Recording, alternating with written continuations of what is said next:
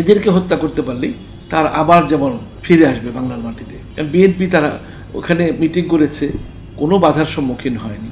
তারা কোরবানির ঈদে একসঙ্গে গরু জবাই করে খেয়েছে, উৎসব করেছে, কোনো বাধাই হয়নি। কিন্তু এনসিপির সমূলে বিনাশ করার যে একটা অপচেষ্টা, অপপ্রয়াস তাদের ছিল, সেটা আল্লাহর রহমতে ব্যর্থ হয়ে গিয়েছে সেনাবাহিনীর প্রত্যক্ষ মদদে। সম্প্রতি বেশ কিছু ঘটনা ঘটেছে, জামাতের সমাবেশ, গোপালগঞ্জে এনসিপির উপরে হামলা, আওয়ামী লীগের হরতাল এবং এনসিপির নেতাদের নিয়ে যারা প্রবীণ রাজনীতিবিদ তারাও সমালোচনা করছে যে তারা লাগাম ছাড়া কথা বলছে, যে মুখে যা মানায় না তা বলছে। সার্বিক বিষয় নিয়ে আপনার বিশ্লেষণ কি? অনেকগুলো আসলে ঘটনা ঘটে গেছে এর মধ্যেই। আমি যদি গোপালগঞ্জের ব্যাপারটায় আগে আসি, গোপালগঞ্জ তো বাংলাদেশের বাইরের কোনো জেলা নয়, 64 জেলার একটি জেলা গোপালগঞ্জ। তো এনসিপির যারা নেতৃবৃন্দ আছে তারা পদযাত্রা করছে, বিভিন্ন জেলায় পদযাত্রা করছে, এটা তো একটা স্বাভাবিক রাজনৈতিক কার্যক্রম। সেই কার্যক্রমের অংশ হিসেবে গোপালগঞ্জে তারা গিয়েছে। কিন্তু গোপালগঞ্জে যাওয়ার আগেই যেহেতু নির্ধারিত প্রোগ্রাম ছিল, তার কয়েকদিন থেকেই শেখ হাসিনা প্ররোচনা দিচ্ছিলেন। তারপরে নিষিদ্ধ ঘোষিত ছাত্রলীগের যে সাদ্দাম, তারা প্ররোচনা দিচ্ছিলেন যে, এবং কাছাকাছি জেলা যেগুলো আছে, মাদারীপুর, তারপর আর শরীয়তপুর, ফরিদপুরের একটি অংশ থেকে অনেক ক্যাডারকে নিয়ে তারা আওয়ামী লীগ তারা জোগাড় করেছে তাদের আক্রমণ করার জন্য। তারা চিরাচরিত প্রথায় ভাষণ দিয়েছে, ভাষণের মধ্যে একটু গরম ভাষণ তো থাকেই। তো সেখানে ভাষণ বক্তৃতার আগেই, অনুষ্ঠানের আগেই কিন্তু এক দফা ভাঙচুর হয়ে করে ফেলেছে। তারপরে বক্তৃতার অনুষ্ঠান শেষ করার পরে তারা যখন চলে যাবে মাদারীপুরের দিকে, তখন তাদেরকে ভয়াবহ আক্রমণ করা হলো, পুলিশের গাড়ি, ইউএনওর গাড়ি পুড়িয়ে দেওয়া হলো। অর্থাৎ এমন ওয়েল প্ল্যান দেশীয় অস্ত্রশস্ত্র নিয়ে তারা ছিল, এবং এমনভাবে আক্রমণ করলো যে শেখ হাসিনার নির্দেশ ছিল যে ওরা যাতে জীবন নিয়ে ফিরতে না পারে।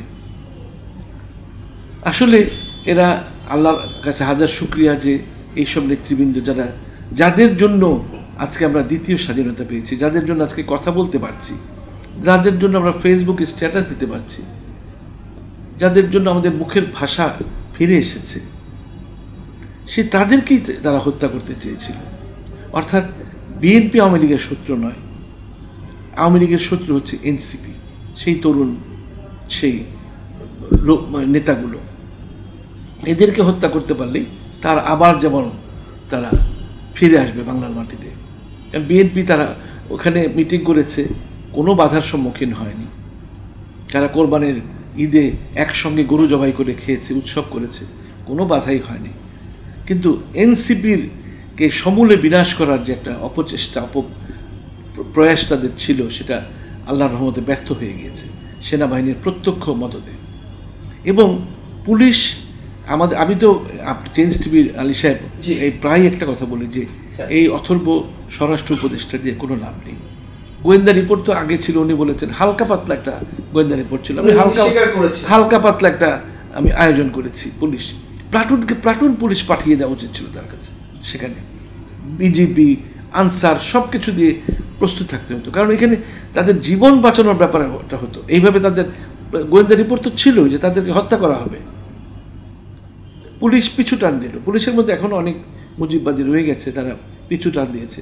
যদি সেনাবাহিনী না যেত তাহলে কিন্তু সেই দিন অন্যরকম পরিস্থিতির উদ্ভব হতে পারত। তারা কারাগার ভেঙেছে, তারা বিভিন্ন প্রতিষ্ঠান তারা ধ্বংস করেছে, দেশি অস্ত্র নিয়ে গোলাগুলি করেছে, অসংখ্য ককটেল ফুটিয়েছে। তাহলে প্রশ্ন হচ্ছে, গোপালগঞ্জকে আলাদা একটা জেলা, আলাদা একটা রাষ্ট্র, যেখানে অন্য কোনো দলের কার্যক্রম করতে পারবে না, করা যাবে না, যেখানে বেগম খালেদা জিয়া তো অনেক আগেই বলেছিল যে গোপালগঞ্জের নামই পরিবর্তন করে দেব। সেই দেশনেত্রী খালেদা জিয়ার কথা তো এখন মানে প্রয়োজন হয়ে পড়েছে তার কথার বাস্তবায়ন করা। অর্থাৎ গোপালগঞ্জের নাম পরিবর্তন করতে হবে, গোপালগঞ্জের কাঠামো পরিবর্তন করে বিভিন্ন জেলার সঙ্গে এটাকে ভাগ করে দিতে হবে, যেমন মকসুদপুর, কাশিয়ানী একদিকে, টুঙ্গিপাড়া একদিকে, এরকম ভাগ করে দিতে হবে। এভাবে তো একটা দেশের মধ্যে আপনি আলী সাহেব দেখুন 16ই ডিসেম্বরে আমরা বিজয় পেলাম 71-এ, কিন্তু মিরপুর স্বাধীন হতে কিন্তু আরও প্রায় 1.5 মাস 2 মাস লেগে গিয়েছিল। ওরা মিরপুরের মতো করে সাজিয়ে রেখেছিল যে এটা এখানে কেউ কোনো সৈন্যবাহিনী ঢুকতে পারবে না, এবং কয়েক মাস আগে সেনাবাহিনীর গাড়িও পরিয়ে দিয়েছিল তারা। তখনই সরকার উচিত ছিল কঠোরভাবে এটাকে দমন করা, সমস্ত ক্যাডারদের একেবারে চিরুনি অভিযান চালিয়ে ধরে আনা। কারণ অনেক আওয়ামী লীগের নেতৃবৃন্দ কিন্তু গোপালগঞ্জে পালিয়ে ঠাঁই নিয়ে আছে, জানে যে গোপালগঞ্জ একটা সুরক্ষিত জায়গা আওয়ামী লীগারদের জন্য। যাই হোক, এটা অনেকে বলে যে তাদের যাওয়া উচিত হয়নি, তারা কেন যাবে না? গোপালগঞ্জ কি অন্য দেশে ভারতের একটা জেলা? এটা আমাদের বাংলাদেশের মধ্যে একটি জেলা, তারা যাবে। এখানে বাধা দিতে কেন যাবে? আর ওরা এই যে জামাত ইসলামের, আমি একটা কথা বলেছিল ওই মহাসমাবেশে, যে তাদেরকে কোনো মতে শিশু বলে কি তুচ্ছ করা যাবে না। তারা দ্বিতীয় স্বাধীনতা এনে দিয়েছে, তাদেরকে আপনি কোনো মতে তুচ্ছ করতে পারবেন না। তাদের বক্তব্য যদি শক্তিশালী বক্তব্য না হয়, শানিত বক্তব্য না হয়, তাহলে তো এই ফ্যাসিস্ট দলকে মোকাবেলা করা সম্ভব নয়। তারা আছে বলে কিন্তু এখনও মানুষ উজ্জীবিত আছে, এই জুলাই বিপ্লবকে ধরে আছে, ধারণ করে আছে। তারপরে আসছে এই যে জামাত ইসলামের মহাসমাবেশ। আমি এটা যেখানে হয়েছে সোহরাওয়ার্দী উদ্যান, এটাকে আগে রেস কোর্স নামে ছিল। আমরাও ঘোড়ার বাজি দেখতে গিয়েছি ছোটোবেলায়, মনে আছে।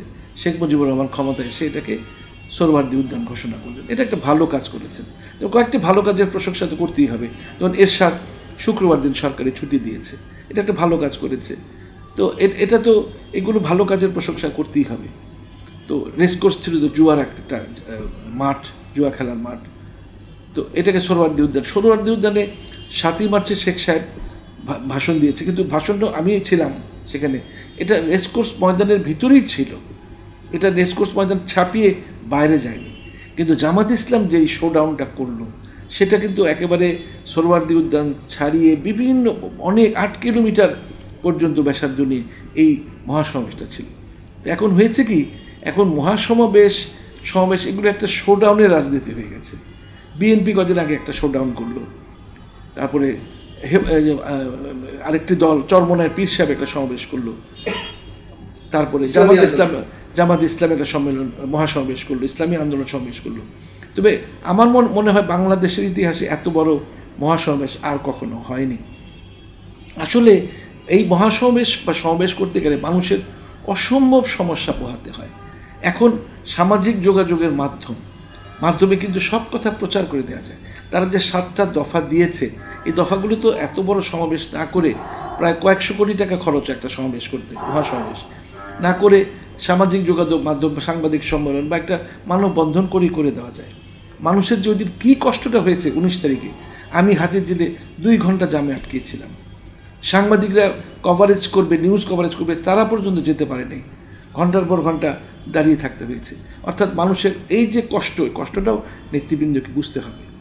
আর এই যে বয়স্ক লোকটা ডক্টর শফিকুর রহমান, সে এমনভাবে স্টেজটা করা হয়েছে যে বক্তব্য রাখবে সে একেবারে সামনে, তার উপর মাথার উপর কোনো ত্রিপাল নাই, কোনো ছাদ নাই। সেদিন ছিল প্রচণ্ড গরম, এই গরমের মধ্যে বেচারা, এই তো শফিকুর রহমান কত বছর জেলখানা কাটালো, তারপরে সে কাশিমপুর কারাগার থেকে সেই প্রিজন ভ্যানে করে সে আসতো, সে জজ কোর্টে এসে হাজিরা দিয়ে আবার ফিরতো। এভাবে তার তো শরীরের মধ্যে অত শক্তি নেই, তো তিনি হিট স্ট্রোক হয়ে পড়ে গেছেন। এটাকে নিয়ে অনেক ইউটিউবার আছে যে নাটক বলে চালিয়ে দিচ্ছে, এটা নাকি উনি নাটক করেছেন। কি অদ্ভুত ব্যাপার! কিছু ইউটিউবার আছে, যেমন নোংরা রাজনীতি, পান্না বলে একজন 21 টিভিতে 21 রাত্রে একটা অনুষ্ঠান করতো, কি মঞ্জুরুল রহমান পান্না। তারপরে আছে আপনার কথা কামাল, যাকে মাসুদ কামালকে এখন এরকম একটি চ্যানেলের জনপ্রিয় অনুষ্ঠানের জনপ্রিয় উপস্থাপক, তিনিও আজকাল ইউটিউব ছাড়ছেন।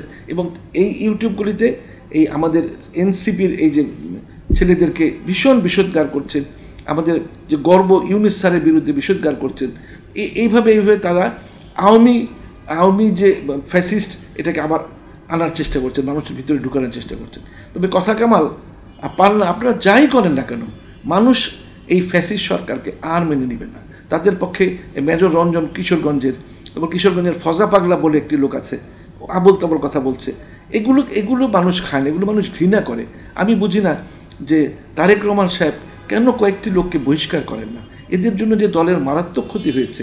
আমি তো বিএনপির রাজনীতিকে খুবই ভালোবাসতাম, তো আমার কাছে খারাপ লাগে আসলে যে কিছু কিছু লোকের, এই ব্যারিস্টার রুমিন ফারহানা বলুন, এই ফজলুর রহমান বলে যাকে ফজা পাগলা বলে মানুষ, তারপর আরও এই যে আপনার আরও কিছু আছে লোক, হারুন, এদের জন্য এই বিএনপির অনেক ক্ষতি হয়ে যাচ্ছে, ড্যামেজ হয়ে যাচ্ছে। এই ড্যামেজ কিন্তু এদেরকে বহিষ্কার করলে বিএনপির মতো এত বিশাল সংগঠনের কোনো ক্ষতি হবে না। আমার মনে হয় এটা খুবই প্রয়োজন। কয়েকদিন আগে দেখলাম পাথর মেরে মিটফোর্ডের 3 নম্বর গেটের সামনে একটা ছেলেকে, যুবদলের একটা লোককে কীভাবে নিষ্ঠুরভাবে হত্যা করলো।